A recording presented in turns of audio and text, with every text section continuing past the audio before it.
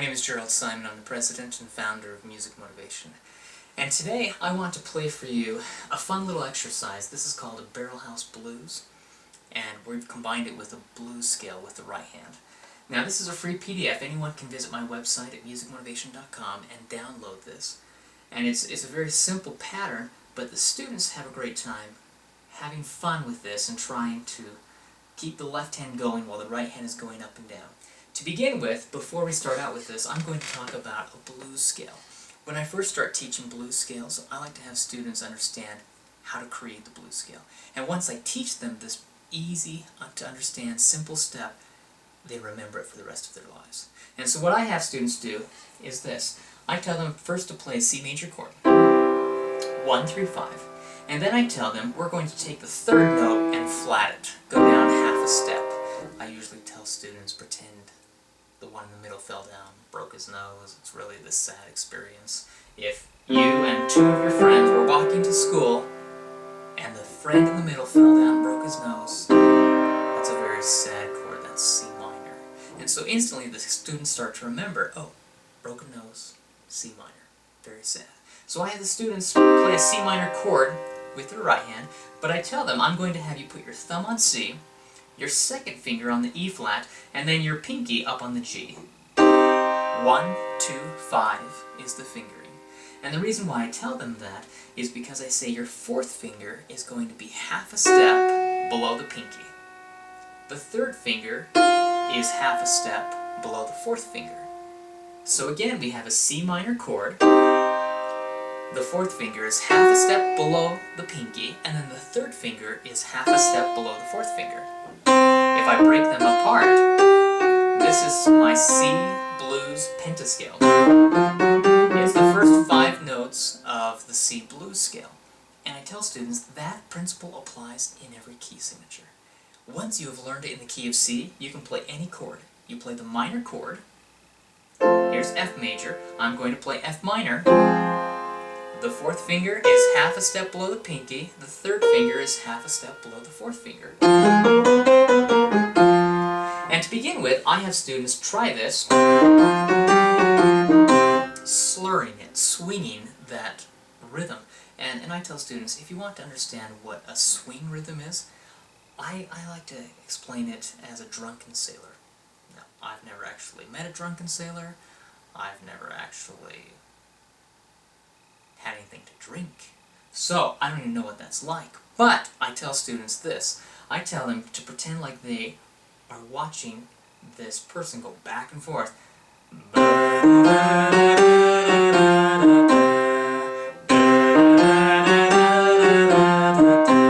And they get that feeling of long, short, long, short, long, short, long, short, long. To create that feeling, I just have them pretend.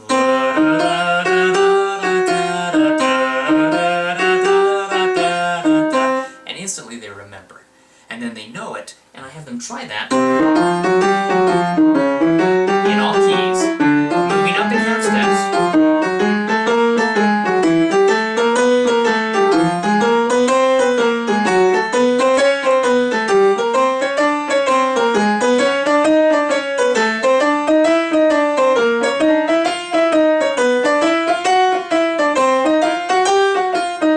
As soon as they have gone through every key, we start playing around with just the pentascale, the first 5 notes of the blues scale, and I have them do a steady quarter note walking bass pattern with the left hand. Now, this is fun to teach improv. If you've never had students try to improvise before, start with this. It's very, very simple. With the right hand, I'm going to use the same notes, but we're going to do eighth notes primarily with the right hand, and quarter notes with the left hand. So watch this. 1, 2, 3, 4, 1, 2, 3, 4, 1 and 2 and 3 and 4 and 1 and 2 and 3 and 4 and 1 and 2 and 3 and 4 and 1 and 2 and 3 and 4 and done. And I have the students practice doing that on C, going to F, back to C, up to G, and we have want them try this to get not only the pattern down, but the chord progression. Because I want them to understand how to go from one chord to the next while keeping that steady walking bass pattern. Now, watch this. I'm going to take my left hand down an octave. I'm going to keep a steady pattern, and I'm going to improvise.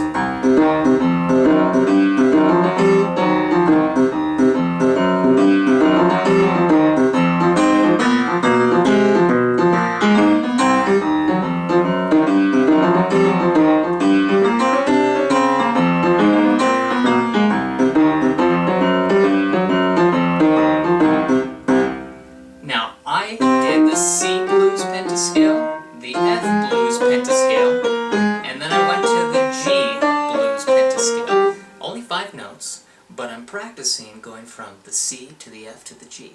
And as students get this, they begin to feel a little more confident, and also they get to play around at the piano, which I tell students is so wonderful, and in many cases it helps them practice longer, even though they think they're just playing around and having fun. So watch this. I'm having them do this left hand pattern while the right hand is improvising. You can use any organized or unorganized pattern and progression that you want with the right hand. Many times I will tell the students to think of numbers 1, 2, 3, 4, 5. And I will call out numbers. And the numbers correspond with the fingers. So watch. 1, 2, 3, 4, 5. 1, 5, 4, 3, 2, 1, 2, 2, 1, 4, 3, 3, 2, 5, 4, 4, 5, 2, 3, 4, 2, 3, 2, 1, 4, 3, 4, 5, 1, 2, 1, 3, 1, 4. And I will call out random numbers. I was not thinking of anything in particular, but I call out random numbers, and when I call out those random numbers, the students will just follow by placing that finger, 1, 2, 3, 4, or 5, on 1, 2, 3, 4, or 5. They start to improvise, and I'm just calling out random numbers. Many times there is no rhyme, there's no reason. I just say this number and they play it. But then I have them swing it and keep that swing feel.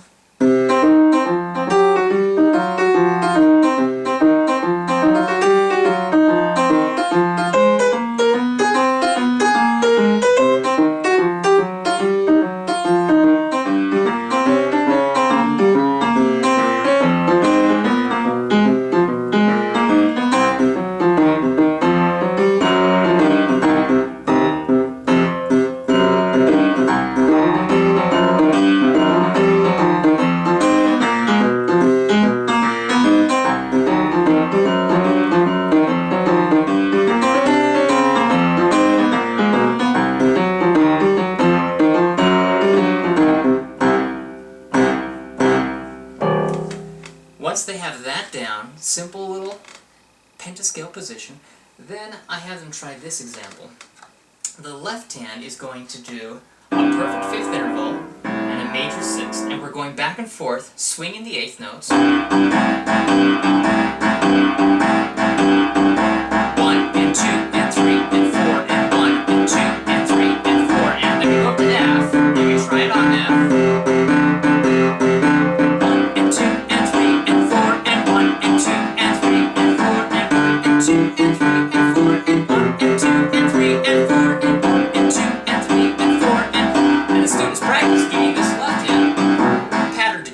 Solid and steady, because when I start bringing in the right hand, we're going to do the right hand as triplets.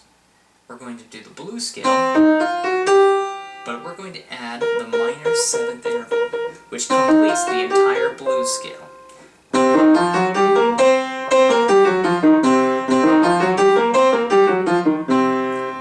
Let me play this pattern for you, and then I'll explain a little more about this.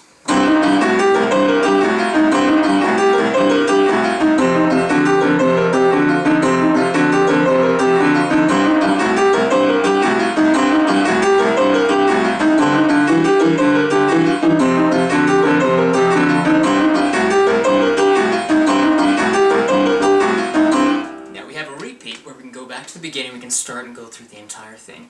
But what I want you to try to watch is my right hand. My right hand, I'm doing triplets, okay? Where I have 1, 2, 3, 4, 1, 2, 3, 4, steady swing pattern. The trick is not necessarily the right hand, it's keeping that left hand going. Because this will want to mimic what the right hand is doing. So you need to keep a very steady left hand pattern.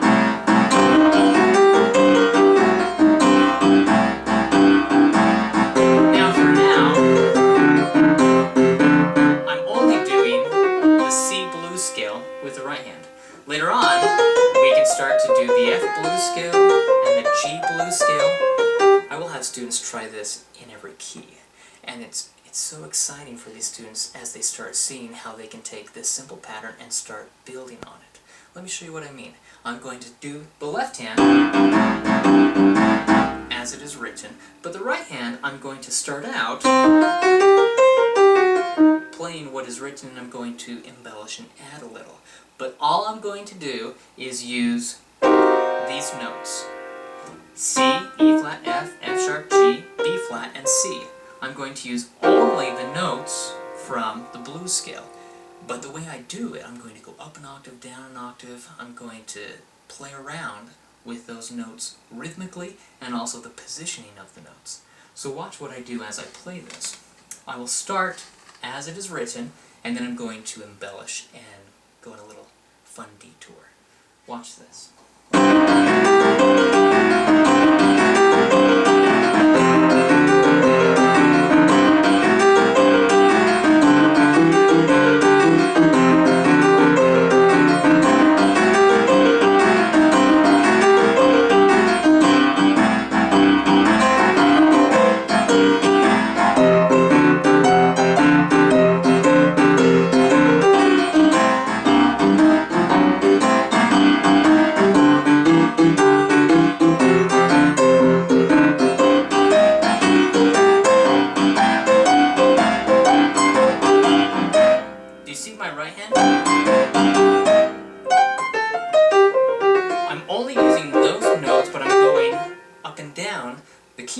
Where I can do, sometimes I would tell students, if you take those notes, try doing an octave interval, and then go up, or try doing maybe the E flat to the E flat, and then come back down.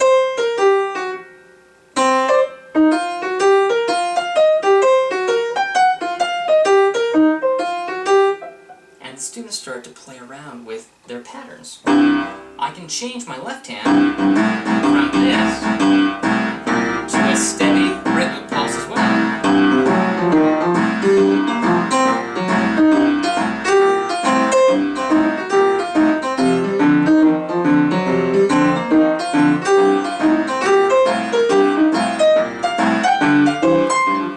My right hand, as I'm coming down, I'm trying to position how I go from one note to the next, whether I'm taking an octave or I'm just going in thirds, because you could do this, and you could also take the notes from the scale and go one after the other as if I'm skipping one of the notes.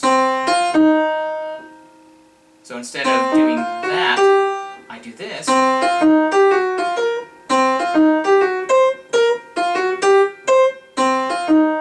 And I skipped over the E flat. Now I'm going to skip over this note. Now I'm going to skip over that note.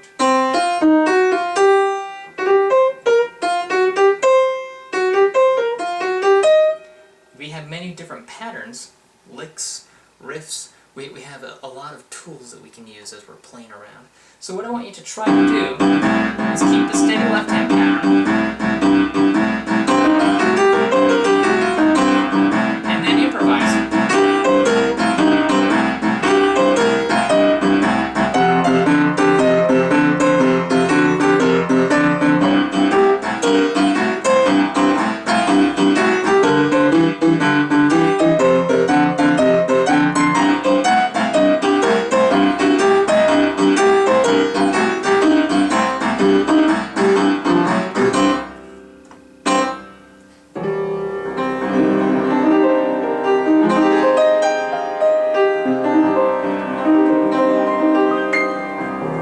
Have fun with this. It's a fun, simple pattern, and you can do so much with it. Your students will love this as well. Piano students, piano teachers, it's so exciting to improvise. Have a great time with this. Hope you have fun. Thanks so much. Bye.